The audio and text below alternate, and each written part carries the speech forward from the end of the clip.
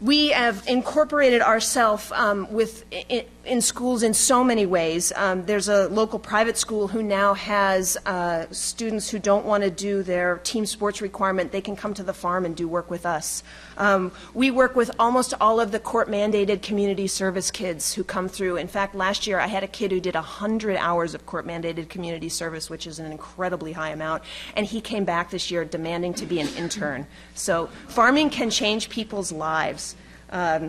We're integrated into the school curriculum a lot. We have teachers coming to us saying, hey, I'm bringing my class out in 3 weeks, and this is what we're talking about. And we will actually arrange the farm work and the farm day for the time that those kids are there to incorporate what they're doing in the classroom with what their hands are going to be doing on the farm. And we see every single student between the third grade classes who come out to help us plant stuff in the spring and harvest stuff in the fall, and to the to the community service requirement to graduate from high school. I think dirt from my farm has gone home on the hands of every single student in the Concord Public Schools every year. Let's see, closing thoughts.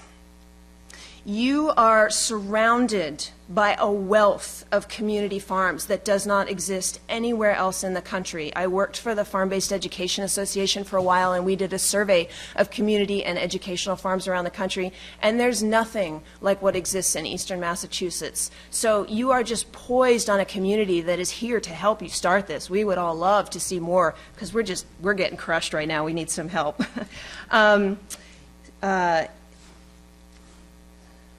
Lost my train of thought. You're surrounded by this community.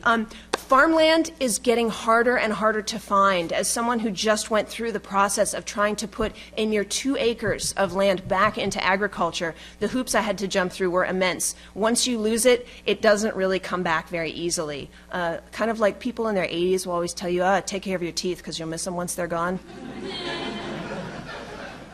You get the idea. On a more philosophical note, which I'm prone to do, farming is a relationship. I often joke, although it's kind of not a joke these days anymore, that my 5 acres is like my big green husband. You know, there's a relationship here. I know my land's moods. I know what it needs. I know when it's grumpy. I know when it's having a bad day. I say thank you all the time. Oh, thank you for that beautiful tomatoes. Can you give me something else for my birthday?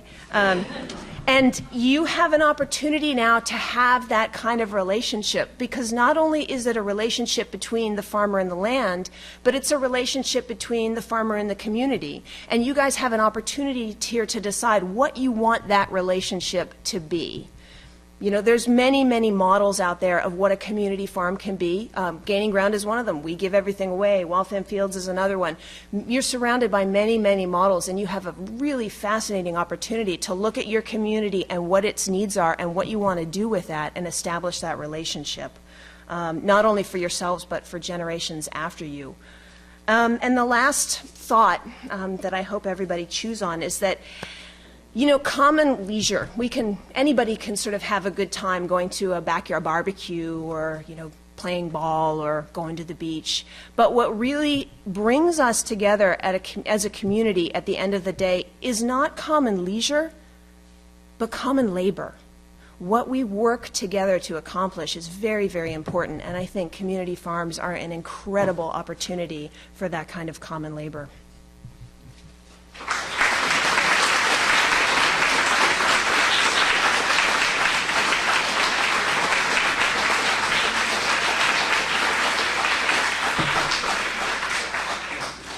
Wow. Thank you, Verena. Thank you, all of our speakers. We're open for questions.